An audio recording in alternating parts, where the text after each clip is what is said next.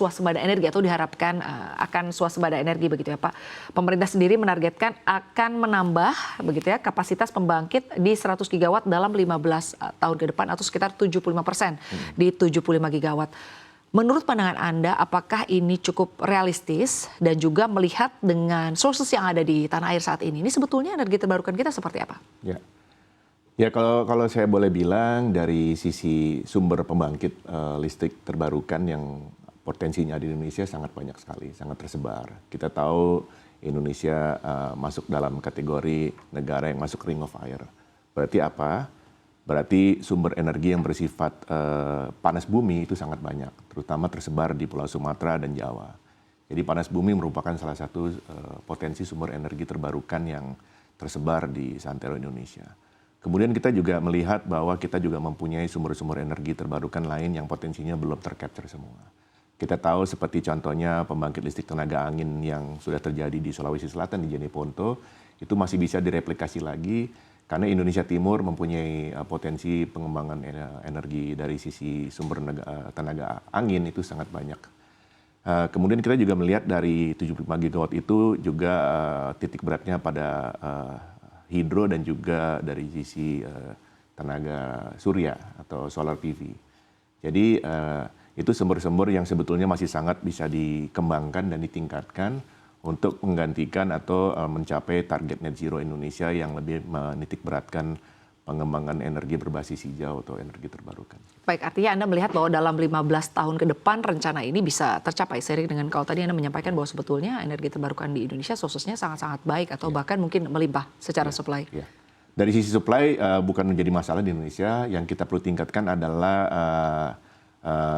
bagaimana supaya proyek-proyek yang ada itu menjadi bankable atau financeable. Jadi dalam hal ini kita tentunya membutuhkan dukungan lembaga pendanaan supaya proyek-proyek tersebut menjadi semakin atraktif sehingga lembaga pendana dan sponsor baik dari Indonesia maupun lembaga-lembaga sponsor dari dunia bisa melihat ini sebagai sesuatu yang bisa menjadi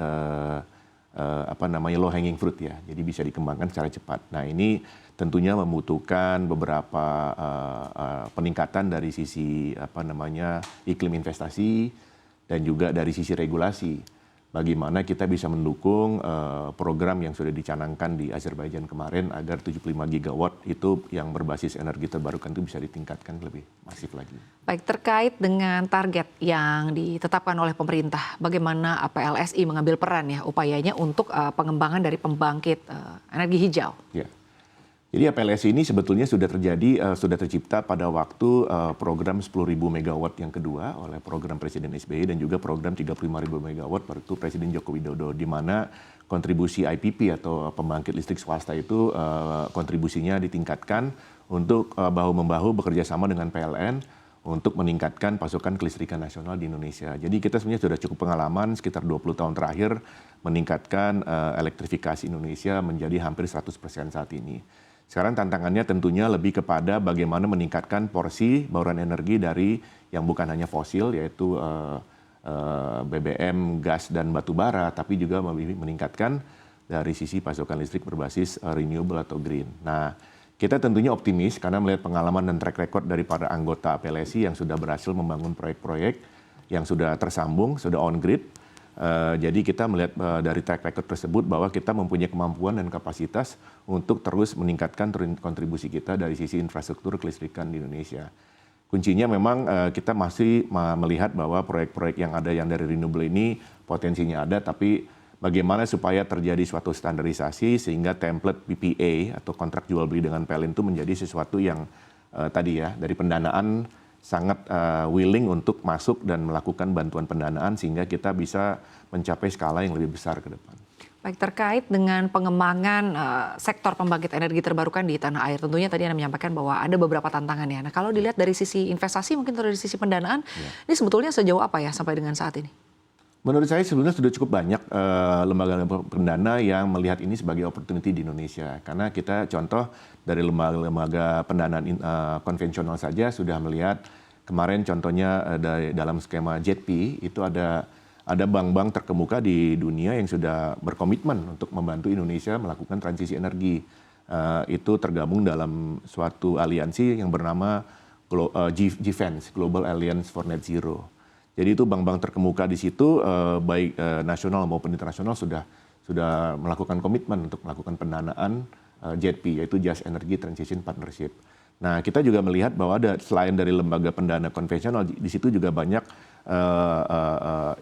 institusi lain seperti misalnya filantropi atau misalnya sovereign wealth, itu bisa juga melakukan bantuan pendanaan. Nah, ini yang kita butuhkan lebih banyak kerjasama internasional, sehingga kolaborasi itu lebih terjadi, sehingga pendanaan itu membantu menurunkan dari sisi bunga dan juga dari risiko. Karena adanya jaminan pendanaan dari lembaga yang menjadi sponsor utama. Jadi ini yang kita butuhkan ke depan supaya proyek-proyek itu menjadi semakin visible ke depan. Seperti itu. Baik, jadi artinya Anda cukup optimistis begitu ya bahwa pendanaan atau investasi di sektor energi terbarukan ini sangat promising begitu ya ke depannya ya. Baik, lalu terkait dengan data yang kalau kita lihat nih, ada kapasitas pembangkit EBT yang baru sekitar 13.000 megawatt Pak saat ini begitu dari kapasitas total pembangkit secara keseluruhan yang berada di 73.000 megawatt. Bagaimana tanggapan Anda terkait dengan hal ini? Ya, memang itu jadi gini ya, itu sebetulnya seperti gerbong lokomotif aja gitu. Kita lihat momentumnya sudah ada, memang tidak mencapai target yang menjadi target awal gitu kan, capaiannya masih di bawah. Bahkan tadinya rencana target 23% itu juga tidak tercapai. Terakhir target bauran energi hanya sekitar 19%. Berarti masih ada di bawah daripada yang kita inginkan semua selama ini. Jadi menurut saya itu menjadi learning curve ya, menjadi pembelajaran bagaimana kita bisa meningkatkan. Memang tantangan utama adalah memang Indonesia ini sangat luas. Jadi dari sisi pendanaan bukan hanya dari sisi pembangkitan listrik, tapi juga dari infrastruktur.